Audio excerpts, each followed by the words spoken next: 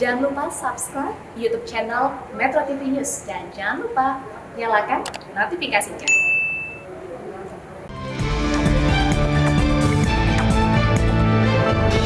Bijak menjalankan pembelajaran tatap muka.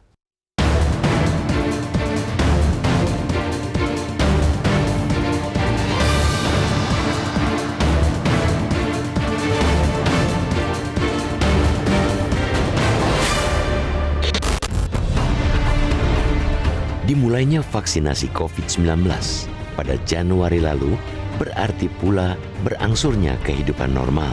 Segala aktivitas masyarakat harus didorong pulih seiring dengan terbentuknya kekebalan populasi atau herd immunity. Memang pemulihan itu tidak lantas segera dan serentak karena penyelesaian target vaksinasi butuh waktu. Menteri Kesehatan Budi Gunadi Sadikin memproyeksikan penyelesaian vaksinasi dalam 15 bulan meski Presiden Jokowi mendesak kurang dari setahun.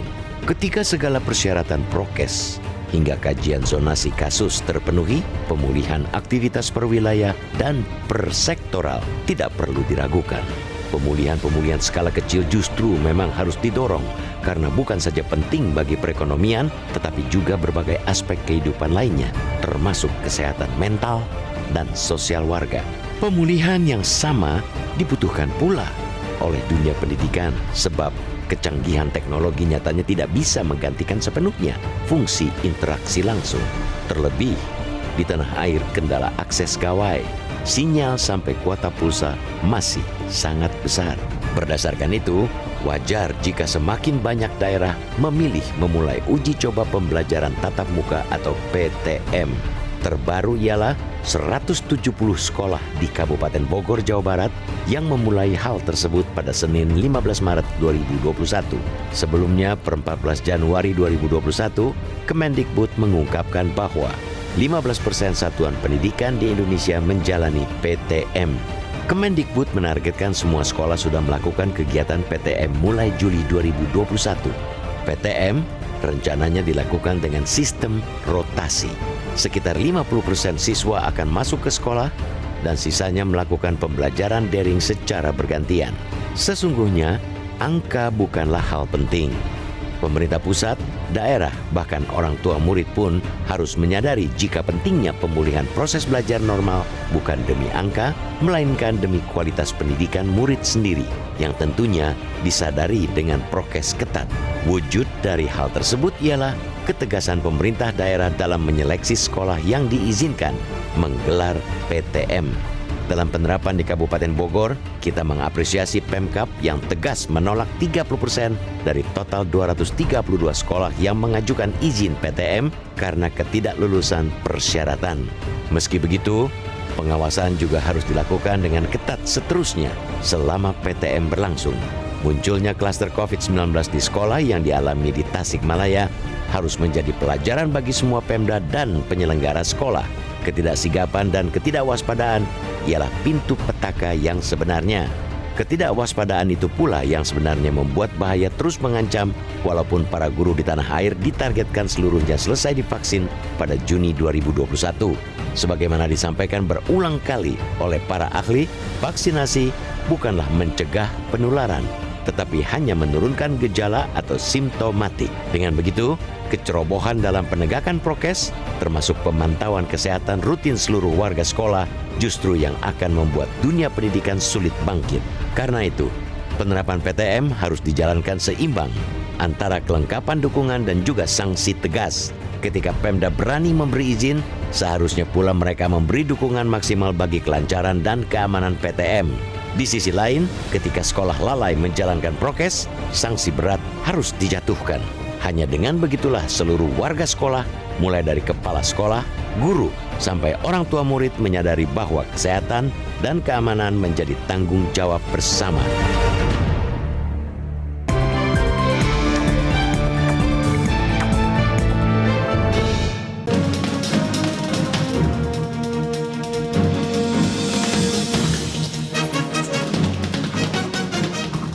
Bijak menjalankan pembelajaran tatap muka. Nah, saya sudah bersama dengan Bang Don Bosco Salamun, anggota Dewan Redaksi Media Group. Bang Don, mungkin bisa yang disampaikan Bang Don tadi juga sebenarnya menarik di awal tadi ya, ketika pengantar sebelum kita menyaksikan lebih lengkap editorial Media Indonesia. Saya tertarik dengan kata-kata di editorialnya yang menyebutkan bahwa kecanggihan teknologi nyatanya tidak bisa menggantikan sepenuhnya fungsi interaksi langsung, dalam hal ini adalah tentang dunia pendidikannya. Betul. Nah, apakah ini menunjukkan bahwa sebenarnya ekosistem dalam dunia pendidikan kita ini juga masih belum siap ketika diberlakukan pembelajaran tatap muka sepenuhnya? Jadi kembali ya, Indra, pendidikan itu memang membutuhkan tatap muka. Karena ini urusan manusia. Urusan manusia itu tidak bisa selesai dengan teknologi. Teknologi, ya. Karena urusan watak, urusan karakter tidak selesai dengan teknologi. Betul, betul. Urusan perubahan sikap untuk menjadi manusia baik juga tidak selesai hanya dengan urusan teknologi. Maka memang harus ada pembelajaran tatap muka gitu kira-kira ya. Kalau bilang ekosistem, memang problem kita itu ada lompatan teknologi, tetapi masyarakat kita belumlah masyarakat pembelajar sebetulnya. Itu yang menyebabkan misalnya Indra tahu bagaimana keluarga bisa berantem. Bagaimana ibu-ibu atau bapak-bapak stres, marah karena tidak bisa membimbing anak-anaknya belajar. Jadi hal itu masih jauh. Masyarakat kita bukan masyarakat pembelajar. UNESCO meneliti kita itu daya baca kita itu masih 0,001%. Coba bayangkan. Jadi masih rendah. Jadi apa yang bisa kita harapkan? Jadi memang ini menjadi andalan. Tetapi kita going to gitu. Jadi kan kita tidak bisa menghindari teknologi. Ini juga blessing gitu. Blessing karena kemudian Internet of Things membuat ini juga bisa harus jalan gitu. Ya kita harus punya sistem untuk kemudian maju ke sana. Kebetulan saja orang seperti Nadiem yang akrab dengan urusan-urusan internet seperti ini menjadi Mendikbudnya. Dan saya kira mungkin perlu sistem yang kemudian bisa menghela publik untuk bisa memanfaatkan ini dengan baik gitu. Tetapi memang sekarang ada semacam keinginan orang untuk belajar tatap muka. Misalnya survei SMRC yang saya tadi bilang, itu 92% merasa banyak masalah dalam belajar daring. Itu sudah tahun 2020 nih. Kenapa? Masih awal pandemi bahkan ya? Baru 3 bulan setelah pandemi. Itu soal akses internetnya. Akses internet bisa tapi gawainya tidak memadai. Kemudian stres karena penugasan tugas yang begitu banyak. Tidak ketemu teman. Materi ajar yang susah dipahami dan seterusnya. Survei UNICEF Juni 2020 masih 3 bulan setelah itu, 87% sudah mau belajar di sekolah. Jadi bahkan sebelum ada wacana vaksinasi. Sebelum ada vaksinasi gitu. Jadi ya hal-hal seperti ini itu aspiratif gitu. Tapi yang menarik tadi soal ekosistem yang saya sebut tadi ya. Mendikbud sudah siapkan platform rumah belajar, ya. Tapi 76% peserta didik tidak pernah pakai. Entah tidak tahu atau tahu tapi tidak mau pakai. Itu yang saya bilang ekosistemnya tidak tersedia dengan belum maju gitu. Bicara ekosistem ini apakah ini mungkin termasuk juga kurikulum yang menyesuaikan ketika bukan lagi pembelajaran tatap muka tetapi via daring, kemudian kurikulumnya hanya memindahkan belajar tatap muka di sekolah dipindahkan via daring saja sehingga itu jadi kerasa berat, tugas-tugas dan lain sebagainya. Ya itu salah satu masalah. Kurikulum kita itu muatan politisnya terlalu banyak. Satu, kedua juga kurikulum kita itu bebannya terlalu berat. Ya bisa dilihat anak-anak pergi sekolah itu tasnya serba besar. Untung saya sekolah di zaman kuno gitu, yang belum ada pakai buku tapi bawa satu buku aja ke sekolah. Tapi kalau lihat anak-anak sekarang kan beban yang menurut saya tentu saya kira banyak sekolah yang bagus, yang bijak atau pemerintah daerah yang bijak. Misalnya dalam situasi seperti ini kita selektif aja pelajaran yang diperlukan gitu. Nggak usah semuanya. Untuk apa sih juga tahu begitu banyak hal? Tahu banyak hal bisa di search anytime dan anywhere. Gitu. Jadi untuk beberapa hal yang betul-betul bekal bagi anak itu untuk menjadi baik. Gitu. Sementara untuk menjadi cerdas, sebetulnya untuk menjadi pintar itu saya asal rajin aja. Asal suruh orang rajin, keluarga minta anaknya rajin, menurut saya pasti cerdas kan. pepatah lama bilang rajin pangkal pandai kan. Jadi saya kira begitu. Bang, ini apakah sekaligus rencana Menteri Nadiem menargetkan bulan Juli sudah mulai berlaku PTM walaupun bertahap ya, pembelajaran tatap muka tapi bertahap. Apakah ini juga sekaligus sebenarnya membantah pernyataan-pernyataan yang sebelumnya mengatakan bahwa di saat pandemi inilah kita didorong secara mau tidak mau untuk bisa memanfaatkan kemajuan teknologi bahkan di dalam dunia pendidikan begitu. Singkat saja sebelum kita itu yang saya bilang tadi, kita sekarang punya teknologinya, tetapi juga kita tidak bisa mengabaikan tatap muka karena ini proses pendidikan. Ya, ada karakter ini ada urusan manusia di situ, dan saya kira COVID atau situasi seperti ini membuat kita akan harus menggunakan dua-duanya. Ini tidak ada langkah mundur. Jangan misalnya setelah selesai COVID lalu kemudian kita kembali seperti semula gitu. Karena kalau kembali seperti sedia kala mundur tidak bisa memanfaatkan teknologi yang kita sudah sediakan, apalagi misalnya pemerintah ya, Kemenkominfo meluncurkan satelit untuk bisa menjangkau seluruh wilayah gitu. Tol langit yang sudah dibuat itu ya. Mestinya ini bisa dimanfaatkan dengan maksimal begitu. Baik, kita lanjutkan setelah headline news pukul 8 waktu Indonesia Barat. Kami segera kembali.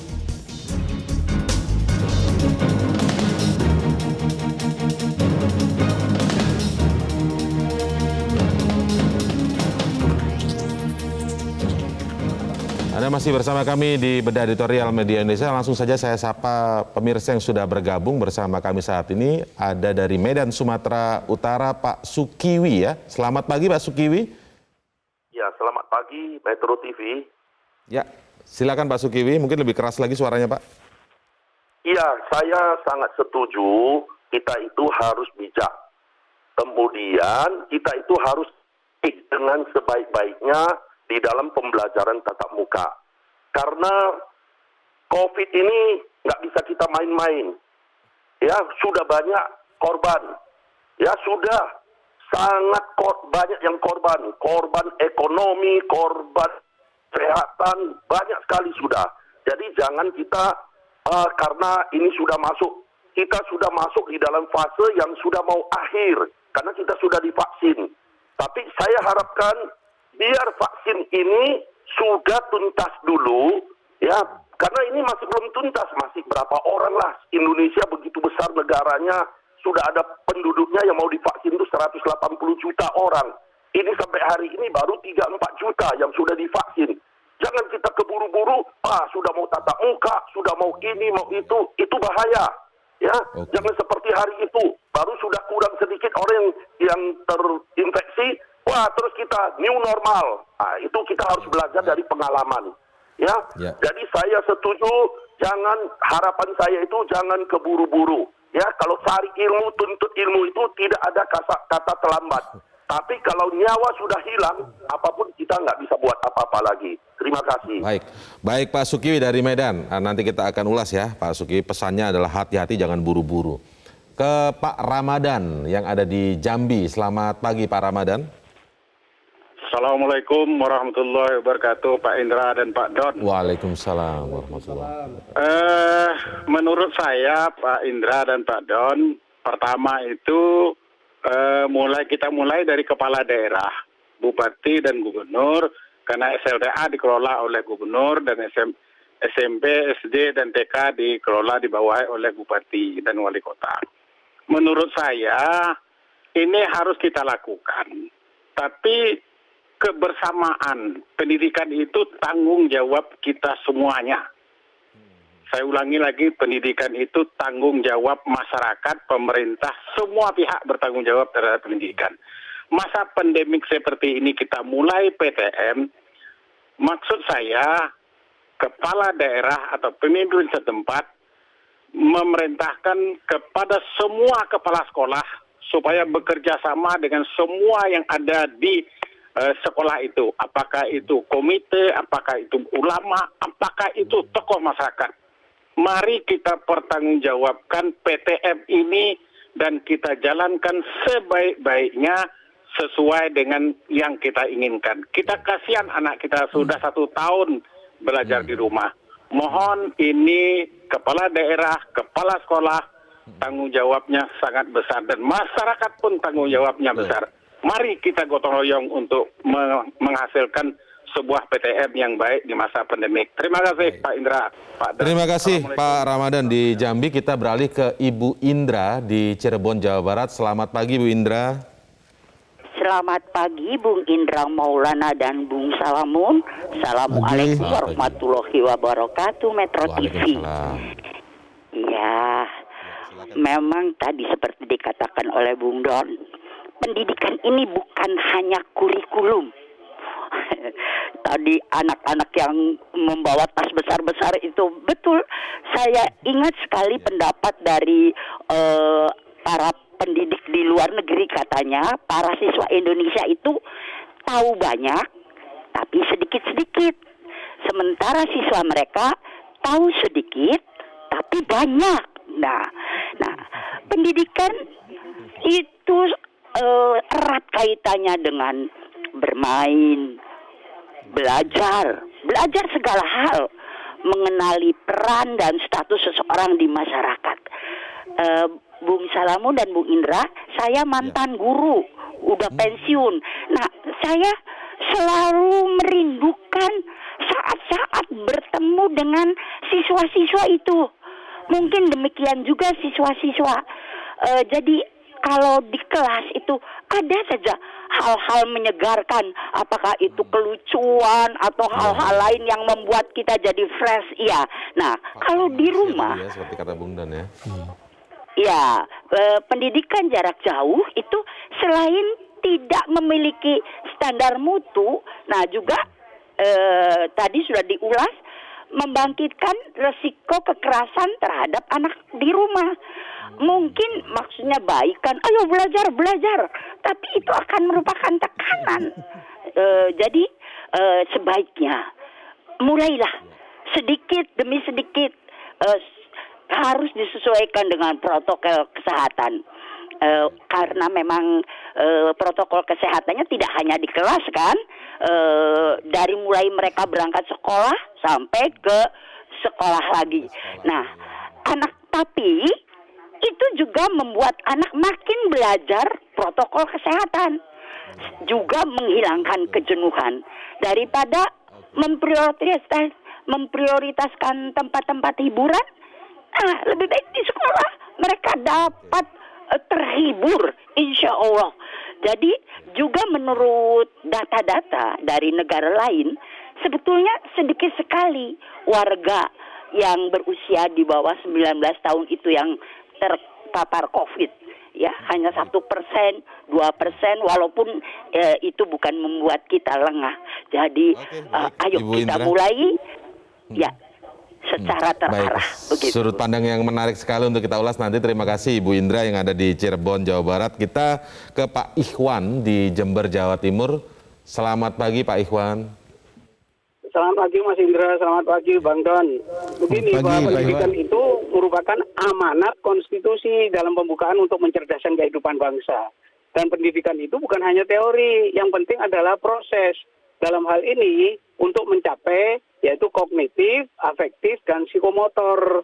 Jadi pengetahuan, kemudian sikap, dan perilaku. Untuk itu melibatkan jelas yang kaitannya dengan tiga hal afektif, itu tadi yang saya sebutkan. Tetapi intelektualitas, kemudian yang kedua yang kaitannya dengan psikis, dan yang ketiga kaitannya dengan spiritual, itu tidak bisa ditinggalkan. Dan proses pendidikan itu melibatkan faktor-faktor pendidikan.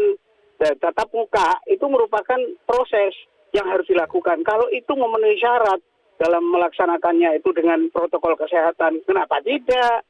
Jadi kalau itu yang jadi masalah, tapi kalau kerumunan, mantenan seperti itu sampai 20.000 orang yang diundang itu masalah itu.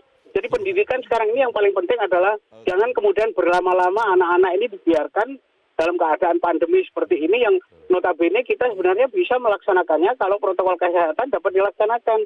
Dan itulah yang tidak merusak anak dan sudah waktunya kita untuk berbuat seperti itu.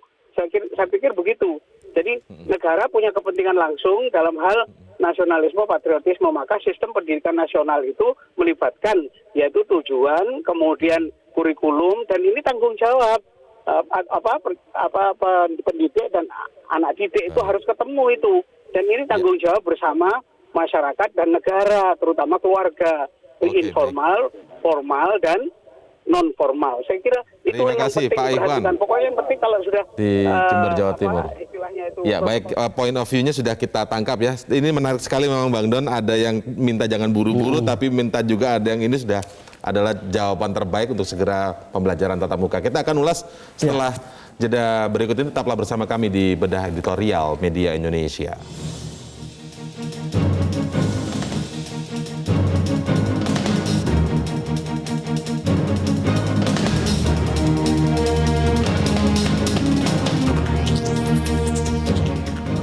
Ya, tadi kita lihat sudah ada 4 penelpon yang bergabung ya di Bedah Editorial pagi ini. Mungkin Bang Don langsung saja. Kita mulai dari Pak Sugih di Medan. Ini juga yang menjadi concern dari editorial hari ini, yaitu hati-hati ketika memberlakukan pembelajaran tatap muka. Memang di sisi hulu dulu harus disiapkan dulu tentang keamanan, kesehatan dari faktor guru. Tetapi kan Bang Don tadi menyebut tidak hanya guru, ini ada faktor yang lain, itu ada murid dan lain sebagainya.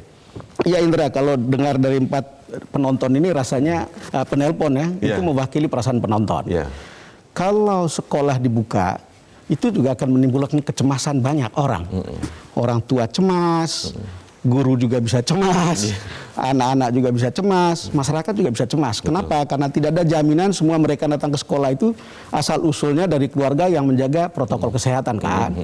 Jadi itu bisa diterima ketika dibilang harus hati-hati. Makanya editorial mengingatkan harus betul-betul dengan bijak.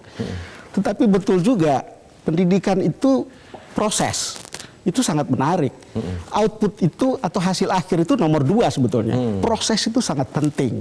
Ketika kita bicara pendidikan, butuh interaksi sosial. Betul. Dan itu menurut saya sih kalau sekarang ya, kalau tadi dibilang ada afektif, perubahan sikap itu menjadi penting, atau pembentukan sikap atau watak itu penting. Kalau dibilang kognisi itu penting, menurut saya tidak penting lagi saat ini.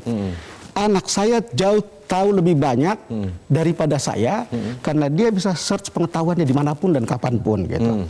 Lalu kemudian psikomotorik, keterampilan, itu banyak tutorial gitu. Ya tinggal dibilang bagaimana caranya untuk bisa ikuti tutorial itu. Faktor afektifnya ini sekarang yang menjadi penting itu proses itu jadi penting. Bagaimana saya bisa mengatakan kepada anak saya, kalau kamu itu harus saling menolong.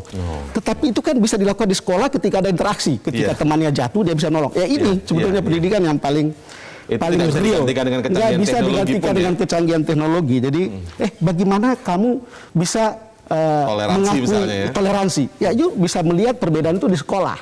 Dan harus bisa ketika ada orang lain yang misalnya minta waktu untuk berdoa atau sembahyang, ya harus toleran untuk memberikan waktunya dan jangan mengganggu. Dan itu kan pendidikan yang orang bawa seumur hidup. Dan guru atau sekolah yang baik akan memfasilitasi proses ini. Bahkan bermain pun itu adalah bagian dari pendidikan watak. Homo ludens, pada dasarnya manusia itu adalah makhluk bermain. Makhluk bermain itu ketika dia bermain, dia tahu sportif untuk kalah, ketika kalah, mengakui kemenangan. Belajar menerima kekalahan juga di bagian dari proses itu ya? Itu kemudian proses sosialisasi pada akhirnya. Dan itu pembentukan watak yang hanya bisa dilakukan di sekolah. Manusia itu adalah makhluk bermain berarti itu begitu ya. Makhluk bermain. Makanya ketika anak TK ya dia hilang ya, sekarang ini hilang ya karena diwakilkan melalui. Jadi kalau diwakilkan melalui teknologi memang ada yang missing gitu. Jadi kalau ada yang merindukan itu masuk di akal. Mungkinkah ini penyebab yang stres tinggi ketika belajar via daring itu meningkat tingkat stres orang tua maupun anak gitu. Ya. Kita belum tahu seperti apa. Dia stres kenapa? Karena urusan pengetahuan anak yang luas, atau karena soal wataknya, atau apa? Itu kan pembentukan watak itu juga jangan lupa, itu lebih banyak di keluarga sebetulnya. Tetapi kan problem kita adalah masyarakat itu bilang kalau sudah di sekolah mestinya sudah beres semua gitu. Jadi ini problem. Itu yang saya bilang tadi, ekosistem kita, ekosistem pembelajaran kita atau masyarakat kita belumlah masyarakat membelajar. Karena belum menjadi masyarakat membelajar, maka problem teknologi ini tidak bisa menjawab semuanya. Satu, kedua, maka orang lalu bilang setelah ini apa gitu. Kan ada gagasan tadi, deh itu betul-betul hati-hati, harus betul-betul dijamin kesehatan atau protokol kesehatan harus jalan. Lalu kemudian interaksi juga harus jalan, maka orang bilang udah ada hybrid gitu. Ada sebagian yang jarak jauh, ada sebagian tatap muka. Pembelajaran yang tatap muka bisa bergelombang, bisa bergiliran. Ketika faktor ini, kemudian menurut saya sih orang harus mulai berpikir. Jadi maksudnya nggak balik arah lagi Bang ya? Misalnya kalau sudah pembelajaran tatap muka berlangsung, bukan lagi meninggalkan yang pembelajaran via daring itu ya? Saya menduga pemerintah tidak akan meninggalkan itu. Dan sebaiknya jangan meninggalkan itu, karena tidak ada jalan mundur gitu. Untuk apa kita bangun infrastruktur tol yang disebut tol langit itu kalau kita jalan mundur lagi gitu. Tetapi jangan lupa pendidikan itu adalah sangat substansial dalam proses kemajuan bangsa kita gitu. Semua problem mindset, problem watak dan seterusnya ditentukan oleh pendidikan. Maju mundurnya kita itu, ini bukan basa-basi. Tergantung pendidikanmu. Tergantung seperti apa kita memperlakukan pendidikan itu. Jadi ya kita bisa lihat hasilnya. Kalau sekolah yang bagus, hasilnya juga bagus. Kalau sekolah tidak bagus, hasilnya juga belum tentu bagus. Jadi kalau lihat semua itu, saya pikir sih kita teruskan teknologinya, tapi juga tatap muka kita harus mulai jalan juga. Sekaligus penutup kita mengomentari apa yang disampaikan oleh Pak Ramadan di Jambi ya, bahwa ini adalah tanggung jawab semua pihak, semua elemen bangsa ini. Betul. Kalau di daerah-daerah maka kepala daerah lah yang harusnya mengorkestrasi. Dan harus disadari sekarang ini bukan zamannya lagi mengutamakan tahu banyak. Tahu banyak itu sudah ada device, sudah ada teknologi yang bisa membantu.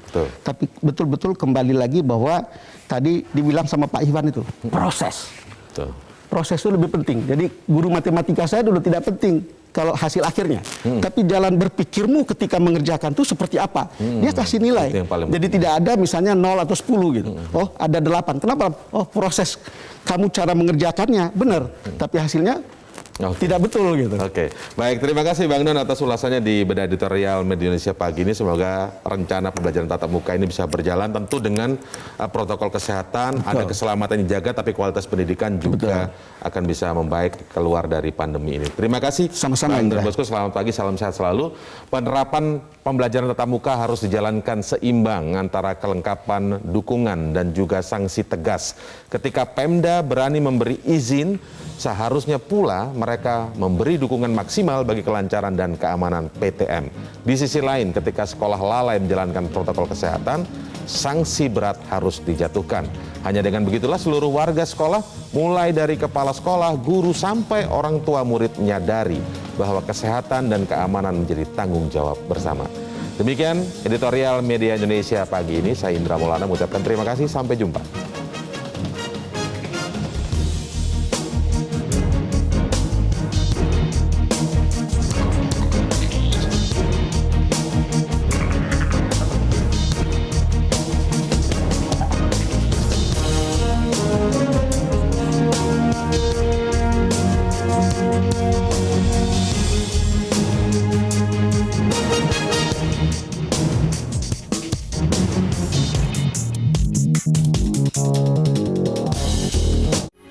Metro TV